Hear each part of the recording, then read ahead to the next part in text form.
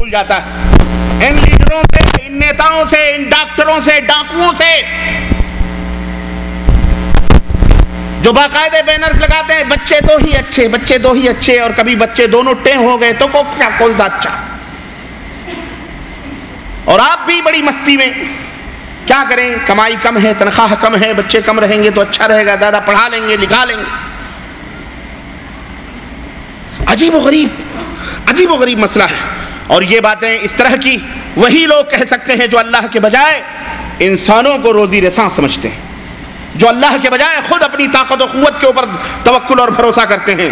کیونکہ جو اللہ فضاؤں میں اڑنے والے پرندوں کو اور سمندر کی تہ میں چلنے والی مچھلیوں کو اور زمین کے اندر رینگنے والے کیڑوں کو روزی عطا فرماتا ہے، کیا اس کی خدائی اتنی اندھیر نگری ہے کہ وہ آبادی پر آبادی بڑھاتا چلا جائے اور اس کی روزی کا اللہ انتظام نہ کر سکے؟ ایسا ہو سکتا ہے؟ میرے عزیزوں، میرے دوستوں اور بھائیوں،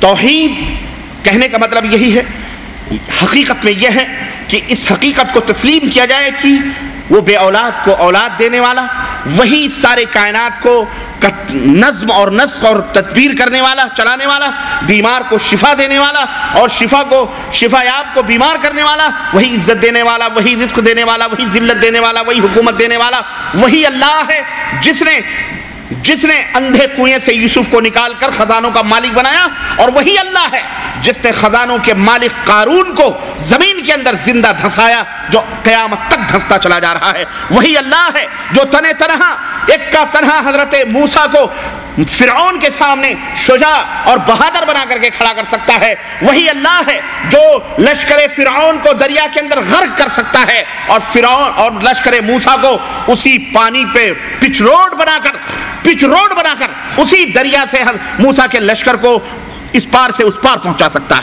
وہی اللہ ہے.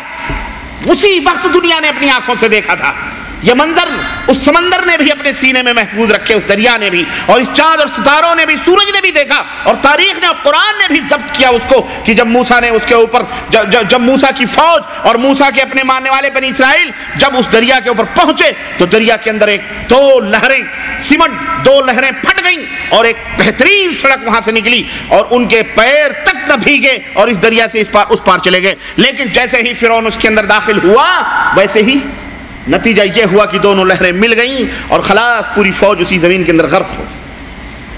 وہی اللہ عز و جل ہے جو موسیٰ کو دریا کی لہروں سے بچانے والا ہے، اور وہی ہے جو فرعون کو دریا کے اندر غرق کرنے والا ہے. وہی اللہ ہے جو عیسیٰ کو زندہ آسمان پر اٹھا لے جانے والا ہے، اور وہی اللہ ہے جو ابو جہل اور ابو لہب کو ہدایت سے محروم رکھنے والا اور حضرت محمد الرسول اللہ صلی اللہ علیہ وسلم کے سر پر خاتم النبیین کا تاج رکھنے والا بھی وہی ہے، جو انہی کی نسل سے اور انہی کا بھتیجا اور انہی کی آل اولاد سے. وہی اللہ ہے جو کائنات کی ایک چیز کا تنہا خالق اور تخلیق کرنے والا ہے، اس میں اس کا کوئی شریک نہیں. وہ اکیلا ہے، مالک الملک ہے، نظام عالم کا مدبر اور منتظم ہے، اپنی تمام مخلوقات کو تنہا روزی پہنچاتا ہے اور آڑے وقت میں ہر ایک کی مدد فرماتا ہے. قل هو اللہ احد اللہ الصمد لم یلد ولم یولد ولم یکن له کفوا احد. یہ ہے عین توحید، یہ ہے اللہ کی شان کہ وہ ہر ایک سے بے نیاز ہے، سب اس کے در کے بھکاری ہیں، مقتا ہیں، نبی ہو، ولی ہو، رسول ہو، پیر ہو، شہید ہو، سارے گھٹنے ٹیک کر رب کی بارگاہ کے محتاج ہیں، لیکن وہ کسی کا محتاج نہیں. وہ نہ اس نے کسی کو جنا ہے، نہ اس سے کسی نے جنم لیا ہے، بلکہ سب کے سب اس کے محتاج ہیں. وہ اللہ ہے. حضرت انس رضی اللہ تعالیٰ عنہ بیان کرتے ہیں کہ خیبر کے کچھ یہودی نبی کریم صلی اللہ علیہ وسلم کے پاس آئے. یہ خیبر جو مدینہ منورہ سے تھوڑی دور کے اوپر واقع ہے. انہوں نے کہا ابو القاسم ایک بات بتاؤ، اللہ تعالیٰ نے فرشتوں کو نور سے پیدا کیا، انسانوں کو کیچڑ سے پیدا کیا یا کھنکتی ہوئی مٹی سے پیدا کیا، فرشتوں کو نور سے پیدا کیا، شیطان کو، ابلیس کو آگ سے پیدا کیا، آسمان کو دھوئیں سے پیدا کیا، زمین کو پانی کے جھاگ سے بنایا. ہمیں یہ بتلاؤ جب اللہ تعالیٰ نے ان چیزوں سے ان چیزوں کو بنایا تو خود اللہ کن چیزوں سے بنا ہے؟ استغفر. کس چیز سے اللہ بنا ہوا ہے؟ رسول اللہ صلی اللہ علیہ وسلم اس بات کا آپ صلی اللہ علیہ وسلم نے کوئی جواب نہیں دیا، کیونکہ علم نہیں تھا، نہیں جواب دیا. یہاں تک کہ وحی نازل ہے اور یہی آیت یہی سورہ نازل ہوئی قل هو اللہ احد اللہ الصمد لم یلد ولم یولد ولم یکن لہ کفوا۔ اسے نہ کسی نے پیدا کیا ہے، نہ کسی نے جنم دیا ہے، اور نہ ہی اس سے کسی نے جنم لیا ہے، نہ اس کے بیوی ہے نہ اس کے بچے ہیں۔ یہ اللہ رب العزت کی شان ہے۔ نبی کریم صلی اللہ علیہ وسلم یہی دعوت لے کر مکے کی دھرتی پر اٹھے اور آپ نے اسی توحید کو بپا کیا۔ اس وقت پوری دنیا کے اندر مذہبوں کا، دین، ادیان اور ملل کا مختلف تصورات تھے، مختلف طریقے سے لوگ رب کو اور اللہ کے بارے میں یقین رکھتے، یہ ایمان لاتے تھے، مختلف انداز سے مانتے تھے اللہ کو، یہ نہیں کہ اللہ کا انکار کرتے تھے، اللہ کو مانتے تھے، لیکن اس ماننے کے لیے ان کی شکلیں مختلف بنا کر کے وہ لوگ اس کی پوجا کرتے تھے۔ اور مذہبی تصورات کا عالم یہ تھا کہ بت پرست مشرکین ان خداؤں کو، ان معبودوں کو پوج رہے تھے جو پتھر، لکڑی، سونے، چاندی، چمڑے اور مختلف دھاتوں سے بنا کر کے بناتے تھے، ان کی شکلوں صورتیں بناتے تھے اور جسم بھی بناتے تھے، دیوی دیوتائیں بھی بناتے تھے، اور بلکہ ان دیوی دیوتاؤں کی باقاعدہ نسلیں چلتی تھیں۔ یہ راجہ دشرتھ ہیں، یہ ان کے بیٹے رام ہیں، تو پھر ان کے بیٹے لو ہیں، تو کش ہیں، تو پھر فلانے ہیں، تو یہ ان کی بیوی سیتا ہیں، تو ان کے بھائی لکشمن ہیں،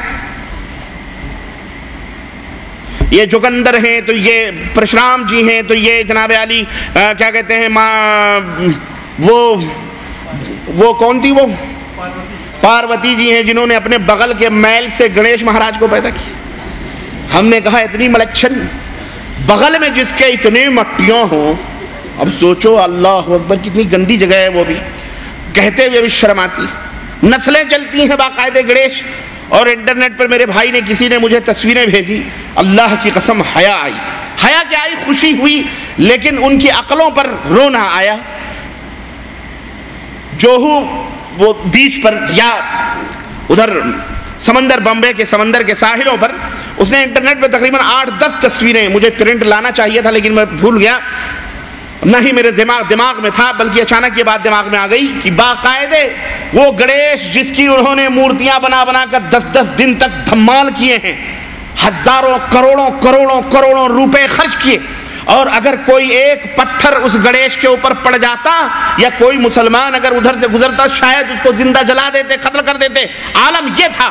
لیکن اس شخص نے وہاں کی تصویریں پکڑ کر انٹرنیٹ پہ ڈال دی اور اس نے بھیج دی، دیکھا تو گنیش مہاراج کسی کی منڈی سمندر میں ڈوبی ہوئی ہے، چوتڑ اوپر لٹک رہا، کسی کا ہاتھ ٹوٹا ہوا، کسی کی سوڑ گئی ہوئی، کسی کا کچھ، واللہ ایسی بری حالت میں کہ کتے جا کے سونگتے ہیں، انہیں کوئی بچا۔ ہم نے کہا ہندوؤ ابے غیرت کرو، شرم کرو ذرا، 10 برس تک یہ تم نے انہیں اپنا خدا بنا کر کے ان کی پرستش کری ہے، چڑھائے ہیں تم نے ان کے، اور ان کو نہ جانے کیا کہا، اور اگر کوئی مسلمان اگر کچھ کہہ دیتا تو شاید اسے تم زندہ جلا دیتے، نہ چھوڑتے، اور آج تمہاری بدعقلی پر رونا آ رہا ہے۔ انہی خداؤں کو جب مطلب نکل گیا تو اٹھا کر کے تم نے سمندر کے لہروں کے نظر کر دیا، اور واہ قربان جائیں اللہ کے اس سمندر پر جسے اندر ڈبو کے آئے تھے، اس سمندر نے اپنے اندر بھی اسے قبول نہ کیا، اٹھا کے ساحل سمندر پر تمہاری عبرتوں کے لیے بھیج دیا۔ دیکھو اپنے خداؤں کا حشر دیکھو یہ۔ اور ہمارے یہاں بھی یار لوگ کم پہ تھوڑی ہیں، انہوں نے گنیش کے بنا کے پھینکے، ہمارے ہاں 10ویں محرم کو تعزیے بنا کے سوہا کرتے ہیں کہ نہیں کرتے، پتھر مارتے ہیں، ہم لوگ خود کرتے تھے تعزیے رات بھر، یا حسین المدد یا حسین المدد یا حسین المدد، رات بھر ڈھب جھانج پیٹ رہے ہیں، جھنگر چل رہے ہیں، ڈھول پیٹ رہے ہیں، رات بھر گشت ہوتا ہے 10ویں محرم۔ پتہ نہیں کچھ علاقوں میں ہوتا ہوگا، کچھ علاقوں میں نہیں ہوتا ہوگا۔ اور شرک اور بدعت کی برائیوں میں سے برائی یہ بھی ہے کہ اس کی ایک ہی صورت شکل ایک جگہ نہیں ہوتی، وہ بھیس مختلف جگہوں پر مختلف روپ دھارن کر کے گھومتے ہیں۔ یہ شرک کا کہیں کوئی اور انداز ہوگا، بدعت کہیں کسی اور شکل میں ہوگی، وہی چیز کوئی اور دوسری شکل میں ہوگی، اور وہی چیز تیسری شکل میں ہوگی، وہی چوتھی شکل، مختلف شکلیں ہوتی ہیں حرام کی۔ کوئی بیئر کہہ کے پیتا ہے، کوئی جن کہہ کے پیتا ہے، کوئی ٹھرا کہہ کے پیتا ہے، کوئی وhisky کر کے پیتا ہے، حرام ہے، اس لیے اس کی شکلیں الگ ہے کہ نہیں؟ کوئی کال گرل کہتا ہے، کوئی رنڈی کہتا ہے، کوئی طوائف کہتا ہے، کوئی چنال کہتا ہے، کوئی کچھ کہتا ہے، چیز ایک ہی ہے۔ وہ کوٹھے پہ بیٹھے رہے یا 5 اسٹار ہوٹلوں میں جائے، چیز وہی۔ ہے کہ نہیں؟ لیکن اس کے نام چینج کر کے. لیکن حلال اور واجب اور فرض 5 وقت کی نماز اگر سعودی عرب میں ہے تو وہی پاکستان میں بھی ہے, وہی ہندوستان میں بھی ہے, وہی امریکہ میں بھی ہے. اللہ اکبر کہہ کے اذان اگر یہاں دی جاتی ہے, مؤذن حرم اللہ اکبر کہتا ہے تو وہاں بھی اللہ اکبر ہی سے اذان ہوتی کہ نہیں ہوتی؟ یہ اصلیت کی دلیل ہوتی ہے کہ اصل ہر جگہ اپنی شکل اصلی شکل میں رہتی ہے, لیکن نقل ہر جگہ ہے اپنی ڈپلیکیٹ شکلوں میں ہوتی. دیوتاؤں کو دیکھو, ہمارا اللہ ایک ہے, ہم اسی کے سامنے سجدہ کرتے ہیں. ہمارا کعبہ ایک ہے, ہمارا قبلہ ایک ہے, ہمارا رسول ایک ہے. ہم ہر جائے نہیں ہے کہ ہر جگہ جا کر کے اپنے سروں کو جھکائیں. ہمارا ایک ہی ایمان ہے, ہمارا ایک ہی عقیدہ ہے. لیکن اس کے برعکس آپ دیکھ لیں, دیوی دیوتاؤں کو ہر انسان اپنے اپنے مرضی سے جیسے دل میں آتا ہے ویسے دیوی بنا کر کے پوچھتا ہے. کسی کی زبان باہر ہے, کسی کی زبان اندر ہے. کوئی دیوی کالی ہے, کوئی دیوی گوری, اور اتنی گوری اللہ اکبر کہ پجاری بھی سوچتا ہوگا ہے کہ نہیں؟ ایسی بھی ہے نہیں. اور بنانے والا تو کیسے بناتا ہوگا, اسے نہ جانے کیا کیا تصورات آتے ہوں گے. معذرت کے ساتھ ظاہر ہے وہ بناتا ہے, اس کی رانیں بناتا ہے, اس کی چھاتیاں بناتا ہے, اس کے کمر سے ڈول کرتا. فدا حسین بھی فیل ہو جاتے ہوں گے ہندوستان کی. یہ شہوت, انسان کی رغبت, شہوت, شیطنت, ہر انسان اپنی اپنی مرضی سے بناتا ہے. گجرات والا گجراتی انداز کا بناتا ہے, یا مہاراشٹر والا مہاراشٹری انداز کا بناتا ہے, بہار والا بہاری انداز سے بناتا ہے, یو پی والا یو پی والے انداز سے بناتا ہے. ہر ایک کا اپنا اپنا انداز ہے, اپنے اپنے انداز سے پوجتے. کیوں پوجتے ہو؟ تو کہتے ہیں پوجتے اس کو اس لیے ہیں تاکہ توجہ رہے, ایشور کی پرستھا جو ہے کیندرت ہو, اچھی طرح سے اس پہ توجہ رہے, نظر رہے, تاکہ ایشور خوش ہو جائے. اور وہ دیوی دیوتا جن کو بناتے ہیں, بنا کے پوجتے ہیں, وہ بھی سوچتے ہوں گے یہ عجیب بیوقوف آدمی ہے, ابے مجھے ہی بناتا ہے, مجھے ہی پوجتا ہے کہ نہیں؟ ہے کہ نہیں؟ سوچتا ہوگا. اور ضرورت پڑتی ہے تو بنا کے کھا بھی جاتے ہیں, آٹوں کے بھی بناتے ہیں. غرض کہنے کا مطلب یہ ہے کہ یہ باطل ہیں, یہ شر ہیں, یہ غلط ہے, اس لیے اس کی شکلیں مختلف ٹائپ کی.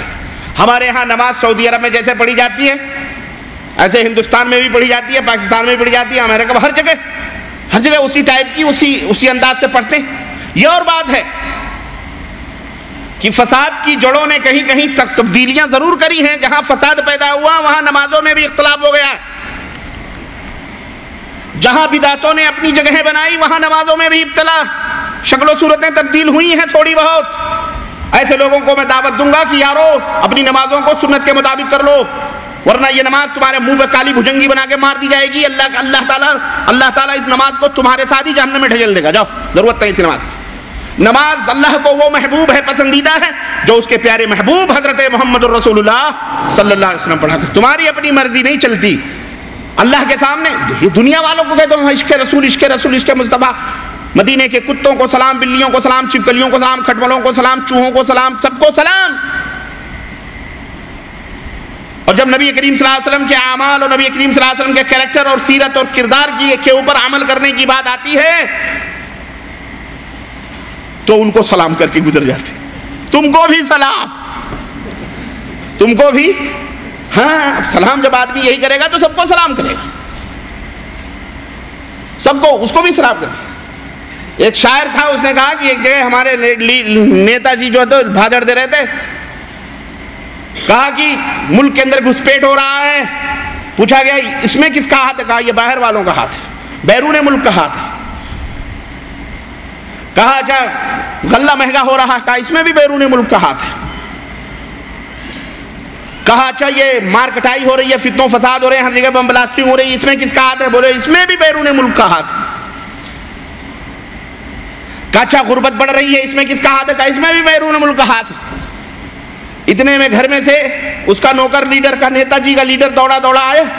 اس نے کہا حضور خوشخبری ہو, خوشخبری ہو, آپ کے یہاں بیٹا پیدا ہوا, آپ اس کے بارے میں کیا کہتے؟ کہا اس میں بھی بیرون ملک کا ہاتھ ہے. آدمی کو جب عادت پڑی رہتی ہے نا رٹی لگانے کی ایک ہی, تو ہر جگہ اس کو وہی نظر آتا ہے. بیٹے میں بھی بیرون ملک کا ہاتھ خود کو. تو یہی ہے, سب کو سلام, کتے کو سلام ہے. بھائی پاکستان کا ایک مولوی ہے, ہری پگڑی والے کا، ہری پگڑیوں کا امام ہے، آپ حضرات جانتے ہوں گے، اس کا نام کیا ہے؟ الیاس، الذی لا یاتی منہ الا الیاس. وہ قادری، وہ بھی قادری